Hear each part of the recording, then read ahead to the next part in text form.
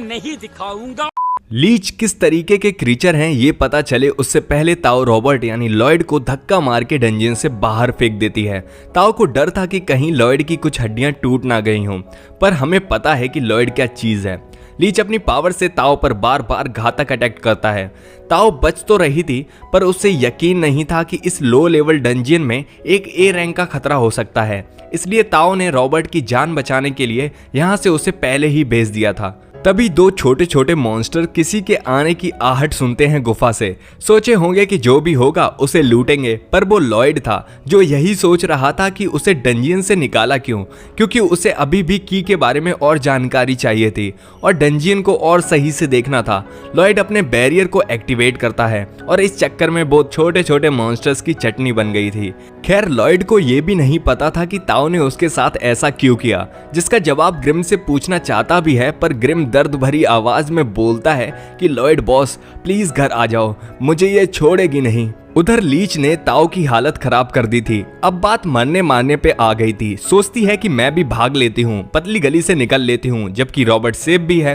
Leach बोलता है कि उसे की टेक्निक्स के बारे में पता था, जो कि बाहर यानी दूसरे कंट्री की आर्ट है, और ऐसे ही एक को वो खा भी चुका था और उसे लगता है कि ये बस एक लो लेवल मैजिक फॉर्म है और कुछ नहीं। और वैसे भी आए दिन लीच किसी ना किसी को खाता ही रहता है और इससे उसकी समझ और स्किल्स दोनों ही बढ़ती है। लेकिन ताओ को वो इसके काबिल भी नहीं समझता कि वो उसे खाए, लेकिन वो लड़का था जिसने मेरा पहला अटैक समझ लिया था। ताओ गुस्सा भी थी, पर बताती है कि रॉबर्ट लीच जैसा नहीं है। हाँ, तुम दोनों ही नॉलेज के पीछे पागल हो, पर वो एक छोटी से छोटी चीज को भी इज्जत देता है जो कि ताओ को पसंद है। की टेक्निक्स को यहाँ के लोग पिछड़ा मानते हैं, पर रॉबर्ट ने उसको भी इज्जत दी थी और वो ताओ से इम्प्रेस भी था। खैर लीच को इससे क्या ही मतलब, और तभी उन दोनों में घमासान लड़ाई हो जाती है। लीच का बैरियर रॉक सॉलिड था, पर ताओ के अटैक्स भी लगातार तेज और भारी हो रहे थे। यहाँ तक आखिरी अटैक बैरियर को चीर देता है, जो कि की ब्लास्ट था, मैक्सिमम पावर में और सबसे कम रेंज में। लेकिन ज्यादा की का इस्तेमाल ताओ के लिए समस्या खड़ी कर दिया था, क्योंकि अब उसमें एक उंगली हिलाने की ताकत भी नहीं बची थी। लेकिन लीच मस्ती में हवा में था और उसे लगता है कि तुम्हारी फुल पावर भी मेरी एक उंगली के मैजिक के बराबर भी नहीं है, और वो अपना मैजिक एक्टिवेट करता है और ताओ का अंत अब पास लग रहा था। पर तभी एक बैरियर चमकता है जिसमें लॉयड ताओ को प्रोटेक्ट कर लेता है। लॉयड ताओ से बोलता है कि तुम हार क्यों मान गई, और अब यहाँ से वो संभालेगा क्योंकि थोड़ा जल्दी में है वो, और चलो अब खेलते हैं। ताओ हैरान थी कि रॉबर्ट यहाँ पर कैसे, पर कुछ बोल नहीं पाती क्योंकि लॉयड की आंखों में एक अलग सा जुनून था। लीच अपना मैजिक पढ़ पाता तब तक लॉयड उसके पीछे था और अपनी लंग्स में हवा भरता है, जिसे देखकर लीच हैरान था क्योंकि ये एक एयर क्लास स्पेल था। जिस स्पीड से वो आया था वो भी बिना मंत्र पढ़े। ताओ उसकी ली हुई ब्रेथ से हैरान थी और लॉयड अपने ख्यालों में था कि वो अपने अटैक्स को और कैसे अच्छा करे। तब तक लीच अटैक पे अटैक कर रहा था, पर लॉयड का बैरियर मानो हिलने का नामो निशान तक नहीं ले रहा था। लॉयड रास्ता ढूंढ रहा था की और माना को जोड़ने का। लीच परेशान था बैरियर को लेके, पर लॉयड फोकस करता है अपनी ब्रीथिंग टेक्निक्स को और तेज करता है गहरी सांस लेने को। उसके लंग्स के अंदर जैसे ही तेज सांस जाती है, फुल स्प्रिंट स्पेल को और बढ़ावा मिल रहा था, लेकिन और हवा की जरूरत थी उसे। लीच लगातार बैरियर को तोड़ने में लगा हुआ था और लॉयड सांस भरने में, पर जब खुद का बैरियर ही लॉयड के लिए दिक्कत बन जाता है तो लॉयड उसे खुद ही तोड़ देता है। लीच को लगता है कि उसने ऐसा किया और मौके पर हमला करता है, पर यह मामला उल्टा है हड्डी मास्टर। लॉयड को और सांस चाहिए थी, जो कि बैरियर में मुमकिन ही नहीं था, इसलिए उसने खुद ही बैरियर तोड़ दिया और अब लॉयड आजाद था और अपनी ब्रीथिंग से लीच को हर एक बार मुंह तोड़ जवाब दे रहा था और मानो ऐसे बच रहा था जैसे कि ये कोई खेल हो। लॉयड की और माना को एक साथ जोड़ता है, जिससे वो एक खास तरीके का ब्लेड बना रहा था, जिसकी शुरुआत बस लीच के वार को रोकने के काबिल थी, जो कि उसके वार कमजोर थे ये निशानी दिखा रहा था, और वो और पावरफुल और तेज ब्लेड बनाता है जो कि रोकने के साथ साथ चोट भी पहुंचा सके। मामला उल्टा हो चुका था। लीच अब बच रहा था लॉयड के अटैक से। लॉयड के अटैक्स लगातार बढ़ रहे थे और उसे नए नए अटैक्स के आइडियाज भी आ रहे थे। एक अजीब सा जुनून था लॉयड के चेहरे पर, जिससे लीच की हालत खराब हो चुकी थी, क्योंकि ये कोई जादू नहीं बल्कि की टेक्निक्स थी। और अब लीच, जो कि की टेक्निक्स को एक लो लेवल मैजिक समझता था, वो उसकी पावर को देखकर हैरान था, और वो पावर्स अब उसे मात ही नहीं दे रही थी बल्कि उसके मौत का कारण भी बन गई थी, क्योंकि एक आखिरी वार और लीच और उसका बैरियर दोनों के ही दो हिस्से हो जाते हैं।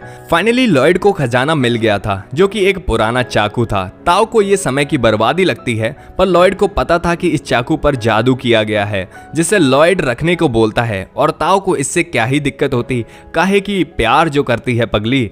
तभी वो ट्रेजर बॉक्स जमीन में जा रहा था, जो कि हर डंजियन में होता है जब खजाना निकाल लिया जाता है। और हाँ, डंजियन भी थोड़ी देर में गिर जाता है। लॉयड उसके पीछे की सेफ्टी मैकेनिज्म को समझ रहा था, पर ताओ का डर था कि कहीं हम लोग यहीं दबकर ना मर जाएं।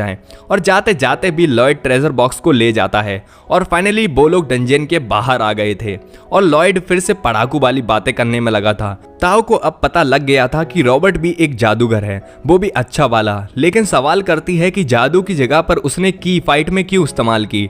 ताओ को लगता है कि कहीं उसके लिए तो नहीं किया, क्योंकि वो लीच उसे उल्टा सीधा बोल रहा था उसकी टेक्निक्स के बारे में। पर रॉबर्ट का जवाब लॉयड वाला ही था, क्योंकि उसे बस मजा आ रहा था। तभी रॉबर्ट का घर जाने का मन करता है और वो जल्दी जाने को होता है। ताओ बताती है कि जो ब्लेड्स तुमने अटैक्स के वक्त इस्तेमाल किए थे उन्हें की ब्लेड्स कहते हैं, जो कि एक सीक्रेट टेक्निक है। हालांकि ताओ भी अभी वो इस्तेमाल नहीं कर सकती, पर वो और ट्रेनिंग करेगी ऐसा करने के लिए। लॉयड उसको बेस्ट विशेस देते हुए निकलने ही वाला था और बोलता है कि मौज करो और हम साथ में इम्प्रूव करेंगे। पर ताओ अपने ऊपर और काम करने का फैसला करती है और ऐसी लड़की बनना चाहती है जो कि रॉबर्ट की नज़रों में छा जाए। लेकिन वो ये पूछना भूल गई थी कि रॉबर्ट को ढूंढेगी कैसे।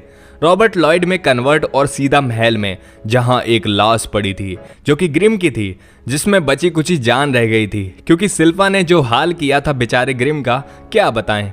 सिल्फा को लगा कि लॉयड पहले से कमजोर हो गया है फाइट में, और अब उसे क्या पता था कि ग्रिम है उसके अंदर, और इसी चक्कर में ग्रिम मार खा गया था।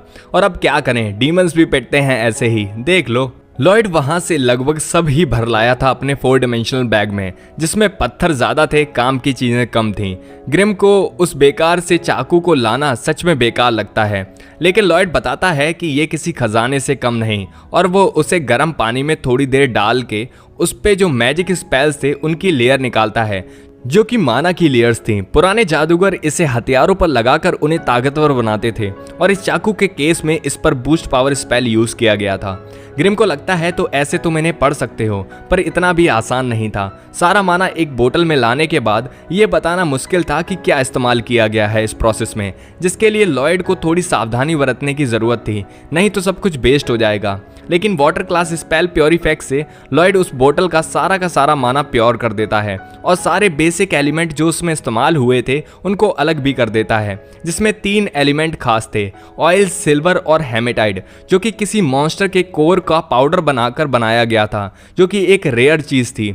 खैर, इसका एक इलाज था डंजियन से लाया हुआ कोर, और इसका मतलब था कि अब टाइम है ऑयल और सिल्वर को लाने का और ढेर सारे हथियार बनाने का। लॉयड गया पापा के पास, पापा से लाया पैसा, माँ ने चांदी के सिक्के, जो कि उसकी पहली जरूरत थी, जिसे देकर पापा भी लायक सोने का मांग सकता था, पर लड़का हमारा खुद सोना है तो चांदी ले गया। कितना अच्छा बच्चा है। पर उन्हें क्या ही पता यहाँ क्या खतरनाक एक्सपेरिमेंट हो रहा है ग्रिम के साथ। सिल्फा को लड़ाई में खुश करके, हालांकि सिल्फा हारने की जगह पर जीती थी, पर फिर भी वो लॉयड को ऑयल देने का वादा पूरी करती है, क्योंकि उस दिन के कंपेयर में वो अच्छे से आज लड़ा था। अब क्या करें, ग्रिम की तो कोई इज्जत ही नहीं रह गई है।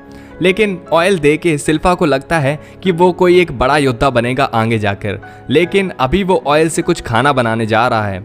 पर उसे क्या पता था कि ये दोनों खतरनाक तांत्रिक हैं और ये अजीबोगरीब एक्सपेरिमेंट करते रहते हैं। और फाइनली अब लॉयड अपने भाई एल्वर्ड के पास पहुंच गया था, उससे कुछ हथियार लेने, जिस पर वो जादुई स्पेल लिख सके, जिससे एल्वर्ड खुश था। और जबकि एल्वर्ड के पास इतने रॉयल गार्ड्स हैं तो वो उनके हथियार लेना चाहता था, जिसके लिए रॉयल गार्ड्स को उस पर भरोसा नहीं हो रहा था कि एक 10 साल का बच्चा ये कर भी पाएगा। पर ऑर्डर मिला है तो हथियारों के ढेर लग जाते हैं, जिसे देने के बाद कुछ लोगों का मानना था कि ये उससे नहीं हो पाएगा, और वो तो बस अपने हथियारों के लिए रो रहे थे, क्योंकि अभी ही तलवार नहीं ली थी।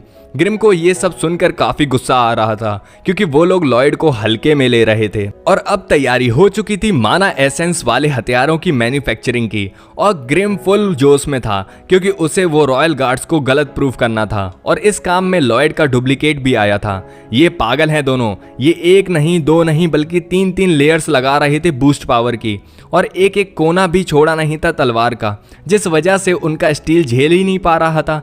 लेकिन कोशिश जारी रही। इंक खत्म हुई, तलवार टूटी, कुछ बनी कुछ नहीं। दिन बीते, रातें गुजरी, सूरज आया सूरज गया और वो दिन आ गया जब 120 तलवारों में से 50 तलवार ही बच पाई थी।